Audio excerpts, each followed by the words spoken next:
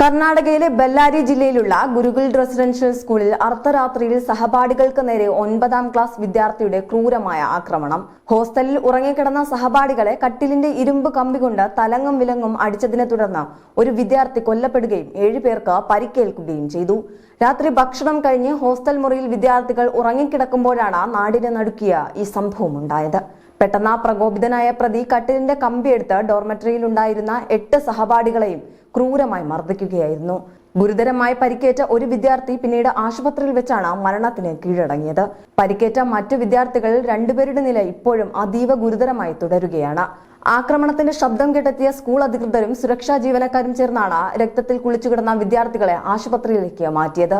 ആക്രമണത്തിന് പിന്നാലെ പ്രതിയായ വിദ്യാർത്ഥി സംഭവ സ്ഥലത്ത് നിന്ന് ഓടി രക്ഷപ്പെട്ടു. വിദ്യാർത്ഥിക്കായി ബെല്ലാരി പോലീസ് തിരച്ചിൽ ഊർജിതമാക്കിയിട്ടുണ്ട്.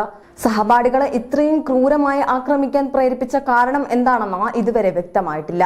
സ്കൂളിലെ സുരക്ഷാ സംവിധാനങ്ങളെക്കുറിച്ചും ഹോസ്റ്റലിലെ മേൽനോട്ടത്തെക്കുറിച്ചും വലിയ ആശങ്കകളാണ് ഈ സംഭവത്തെ തുടർന്ന് ഉയരുന്നത്.